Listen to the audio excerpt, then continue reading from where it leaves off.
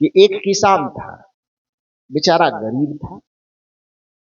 किसान तो अक्सर गरीब होता ही है, पहले भी था आज भी है। वो केवल किसी तरह से अपना खेती गृहस्थी करके साल भर खाने पीने का जुगाड़ बढ़िया से कर ले, बस वही किसान सफल माना जाता है। खेती गृहस्थी करके कोई अमीर हो गया हो, लखपति करोड़पति, आज तक पूरे ब्रह्मांड में ऐसा नहीं देखा गया है। देखा गया है, इसलिए किसान को गरीब माना ही जाता और वाजिब है, किसान गरीब होता ही है।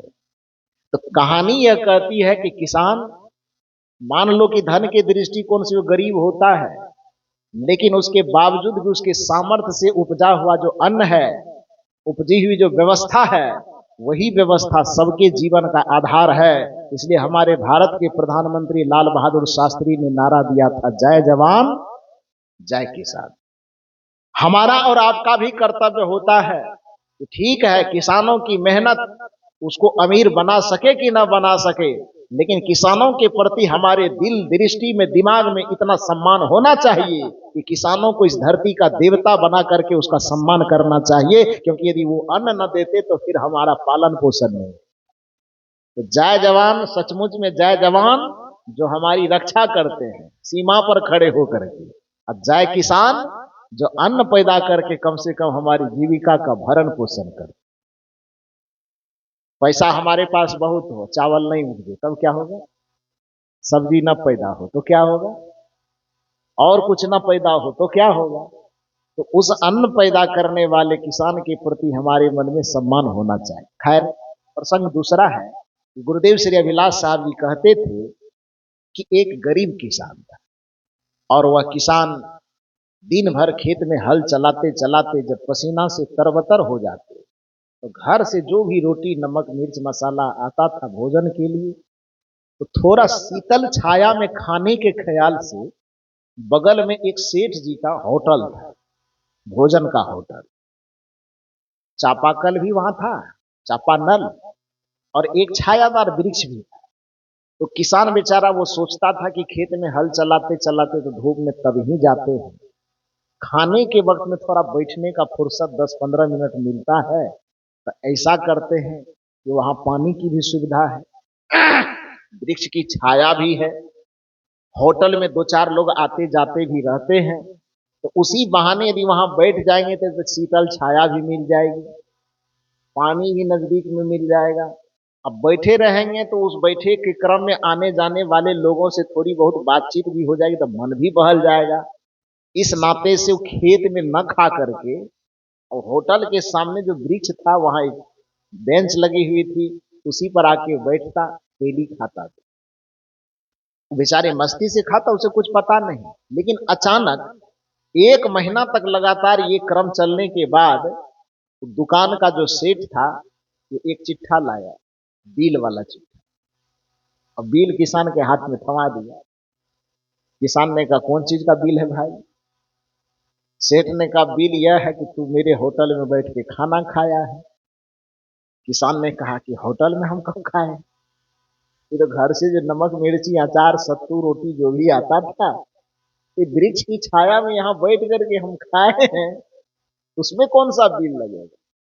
सेठ ने कहा, तुम नहीं समझते हो, लगेगा। कहा क्यों? कहा इसलिए कि सत्तू खा करके नमक रोटी खा करके इस तरह कोई पहलवान रहता है?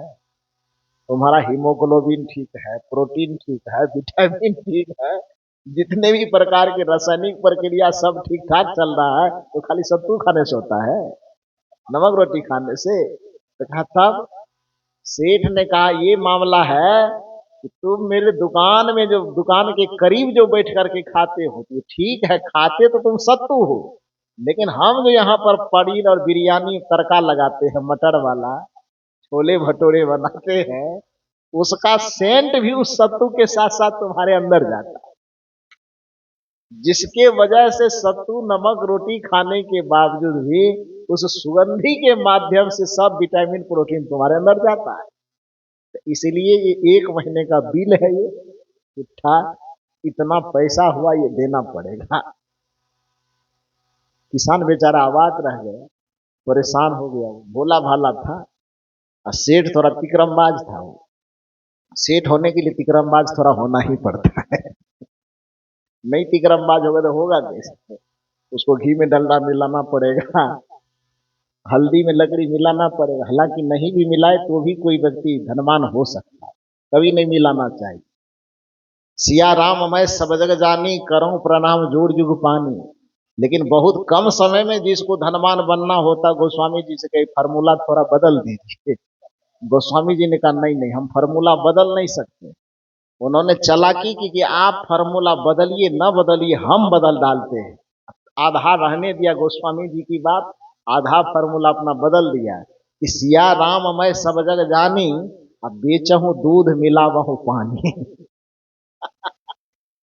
धनवान बनना तो सेठ होने के लिए लोग तिकड़म अपनाता है।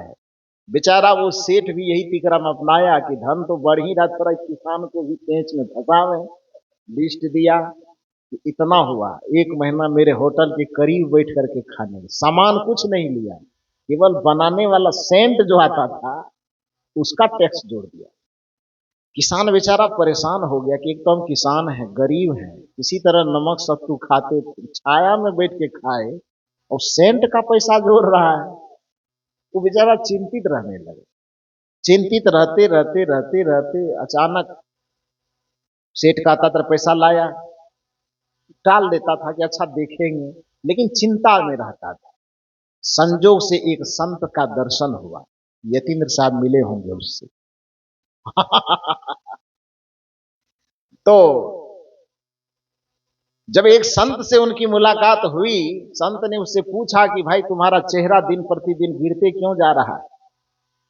उन्होंने बताया कि मुझे पता नहीं कि मेरा शरीर क्यों गिर रहा है। कबीर साहब की बात याद रखिए, चिंता से चतुराई घटे, शोक से घटे शरीर, पाप से लक्ष्मी घटे, कह गए संत कबीर। चिंता जिसके अंदर होगी उसका चिंतन घटेगा, उसका शरीर घटेगा, उसके स्वास्थ्य घटेंगे, उसके जीवन की उन्नति और प्रगति घटेगी। इसलिए नियम यह कहता है, नीति यह कहती है, संत और गुरुजन कहते हैं कि कोई ऐसा काम न करो कि तुम्हारे दिल और दिमाग पर चिंता सवार हो जाए।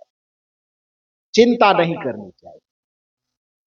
तो वो किसान बेचारा चिंता करता था, जिसके कारण उसका शरीर घटता जा रहा था। संत से जैसे मुलाकात हुई, संत ने पूछा भैया तू बड़े तंदुरुस्त रहता था, शरीर क्यों घट गया? आखिर अपने मन की व्यथा उस संत के सामने उन्होंने बताया। संत कहा ही उसको जाता है जो दुनिया के सामने में जो समस्या एकदम पहाड़ के जैसा दिखता हो, एक संत की युक्ति के सामने में पहाड़ जैसा समाधान एकदम राई की तरह दिखता हो, उसी को तो संत, उसी को विवेकी, उसी को पारखी, उसी को ज्ञानी कहा जाता है। उस विवेकवान संत ने कहा कि बस इतनी सी समस्या है, यही तो उसका चुटकी में समाधान हो जाए। क्या समाधान होगा? यतीन्द्र साहब का समाधान है, बड़ा शॉर्ट समाधान। उन्होंने बताया कि ऐसा करो कि जैसे को तैसा, जस को तस, वो जैसी युक्ति से तुम्हारे पास लड़ रहा है तो वही युक्ति तुम भी प्रयोग करो, जैसा कि कबीर साहब ने किया। मानो तो देव न तो पत्थर, कबीर साहब के दूसरा फार्मूला लाने की क्या जरूरत, वही फार्मूला लगा देते हैं। मानो तो गोबर न तो हलवा। पराजित हुआ कि नहीं हुआ? तो संत ने सिखाया कि कोई बात नहीं, चिंता मत करो, जैसा फार्मूला वो लगाया है वही फार्मूला तुम्हें भी लगाना। वो फार्मूला लगाया है कि सेंट से तुम्हारा पेट भरा है, सब्जी के सुगंध से, अच्छी बात है, कल जाके कह देना कि परसों पैसा दे देंगे। जाकर के कहा, किसान जैसे गया कि सेठ जी पूछा कि पैसा लाया जी? कहा अच्छा सेठ जी चिंता मत कीजिए, कल एकदम पैसा आपका 100% मिल जाएगा। संत ने युक्ति बताई, एक डब्बा दिया और उस डब्बा में लगभग 100 रुपए का खुला पैसा है। खुला के क्या बोलते हैं आप लोग? चिल्लर। और चिल्लर वाला दे दिया, 100 रुपए एक डब्बा में, एक हाथ के डब्बा में भर दिया। किसान अपने अंगोछा में, अपने गमछी में, चादर में उसको लपेट करके ले गया सेठ के पास। सेठ ने कहा कि पैसा दो।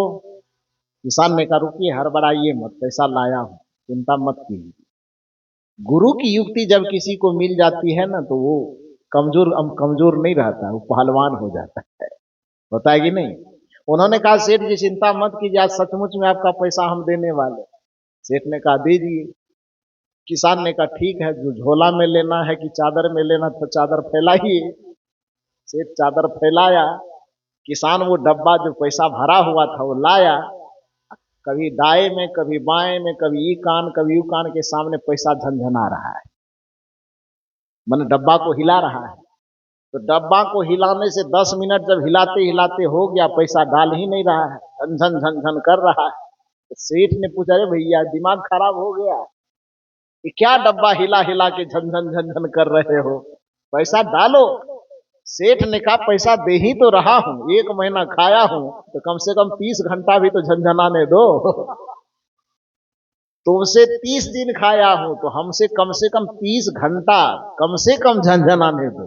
30 घंटा नहीं दे सकते तो 30 मिनट दे दो, आधा घंटा झंझनाने दो।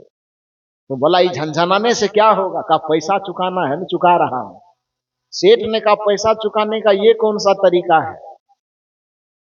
किसान ने कहा कि तुम्हारे होटल में भोजन खाने का ये कौन सा तरीका है कि हम नमक सत्तू अपना खाए हैं, और तुम्हारे सेंट का पैसा जब बन सकता है, तो तुम्हारे सुगंध से जब हमारा पेट भर सकता है, तो हमारे पैसे की झंझनाहट से तुम्हारा थैला क्यों नहीं भर सकता है? क्यों नहीं भरेगा? जैसे को तैसा यही जवाब है। मानो तो देव न तो पत्थर, मानो तो गोबर न तो हलवा। तुम्हारे सेंट से हमारा पेट भर सकता है, तो हमारे भी पैसे की खनक से, हमारे भी पैसे की झंझनाहट से तुम्हारा थैला भर जाना चाहिए।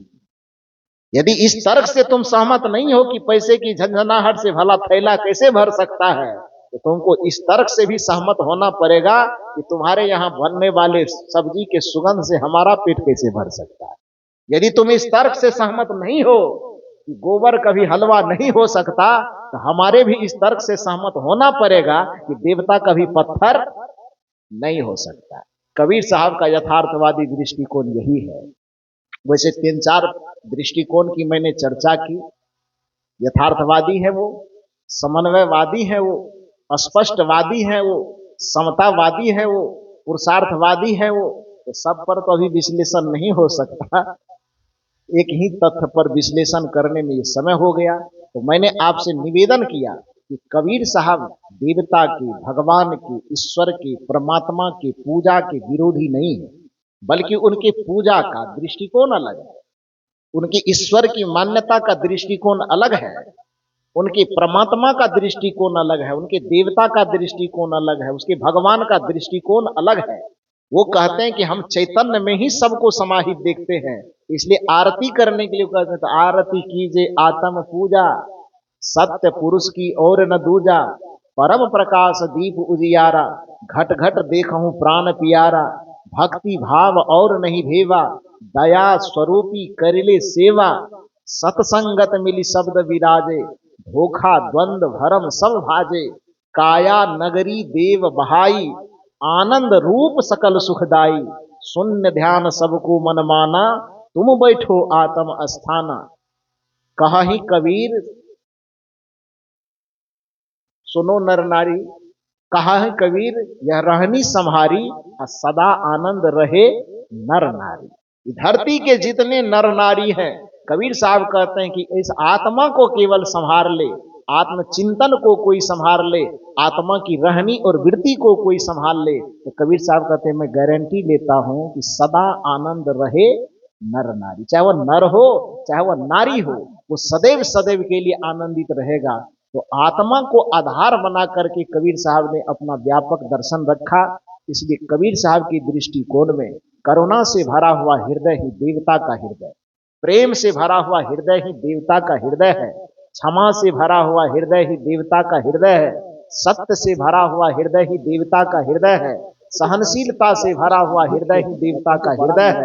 अर्थात सदगुरु कबीर साहब की निगाह में वह हरेक व्यक्ति देवता है पढ़ते पढ़ते जिसका हृदय सत्य से भरा हुआ है। वह हरेक व्यक्ति देवता है जिस व्यक्ति का हृदय प्रेम से भरा हुआ है। वह हरेक व्यक्ति देवता है जिसका हृदय करुणा से भरा हुआ है। क्योंकि सनातन परंपरा में जो सगुणवाद की मान्यता है वह भी कहता है कि राम इसलिए देवता है क्योंकि उसकी दृष्टि में धर्म न दूसर सत्य समाना, आगम निगम पुराण बखाना। उस राम की भी दृष्टिकोण में परहित सरिस धर्म नहीं भाई, पर पीरासम नहीं अधमाई। उस राम की भी दृष्टिकोण में परम धर्म श्रुति विदित अहिंसा, पर निंदा सम अघन गरिंसा। धर्म का जो व्यापक रूप राम की दृष्टि में है, धर्म का वही व्यापक रूप सदगुरु कबीर की दृष्टि में है। इसलिए कोई व्यक्ति कबीर साहब को यह कह करके अवहेलना नहीं करना चाहिए कि वो सनातन के विरोधी है, बल्कि कबीर साहब तो सनातन के सबसे बड़े झंडावदार हैं। सदगुरु कबीर साहब सनातन के प्रबल समर्थक हैं। कबीर साहब नास्तिकता के कटघरे में नहीं खड़ा हो सकता, बल्कि कबीर साहब परम आस्तिक और महाआस्तिक है। उससे बड़ा आस्तिक तो कोई हो ही नहीं सकता। कबीर साहब नकारते नहीं हैं, बल्कि कबीर साहब के नकार में भी स्वीकार छिपा हुआ है।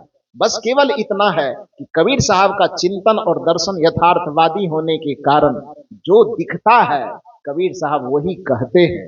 जो उनके सामने में घटना परिलक्षित होती है कबीर साहब उसी को ज्यों का त्यों कह देते हैं। और कबीर साहब ज्यों के त्यों कहने में इतने माहिर थे, उसका जीवन भी ज्यों आया था त्यों चला गया। इसलिए कबीर साहब के नाम से जो एक भजन प्रचलित है, चदरिया झीनी रे झीनी, उस भजन की एक कड़ी में, अंतिम कड़ी में आता है कि ध्रुव प्रहलाद सुदामा ने ओढ़ी, सुखदेव ने निर्मल कीन्ही, और साहब कबीर ने ऐसी ओढ़ी, ज्यों की त्यों धर दीन्ही चदरिया झीनी रे झीनी। तो जिसका जीवन इतना निर्मल रहा हो कि ज्यों आया त्यों चला गया, मतलब जैसे आया वैसे चला गया, तो सोचिए कि वह अपने जीवन भर कथनी करनी रहनी गहनी का जो आचरण किया होगा वह कैसा किया होगा, ज्यों की त्यों वाला। मैंने जैसा देखा वैसा कहा, जैसा देखा वैसा जिया, जैसा देखा वैसा भोगा, जैसा सुना वैसा सुनाया। दुनिया के सामने ज्यों की त्यों का फार्मूला कबीर साहब ने दिया, और इस ज्यों के त्यों फार्मूला को ही संस्कृत जगत में यथार्थवाद कहा जाता है। और उस यथार्थवाद के अग्रगण्य प्रणेता इस धराधाम पर सदगुरु कबीर साहब थे। तो उनके एक दर्शन पर मैंने थोड़ा बहुत निवेदन आपसे किया कि सदगुरु कबीर साहब यथार्थवादी थे। आगे और पुरुषार्थवादी, मानवतावादी, अहिंसावादी जो भी होगा उस पर आगे के सत्रों में आपके बीच में चर्चा होगी। आप लोगों ने मेरे विचार को इतने ध्यान, सहजता और गंभीरता के साथ श्रवण किया, इसके लिए आप लोगों को बहुत बहुत साधुवाद देते हुए इस सत्र में मैं अपनी वाणी को यहीं विराम देता हूँ।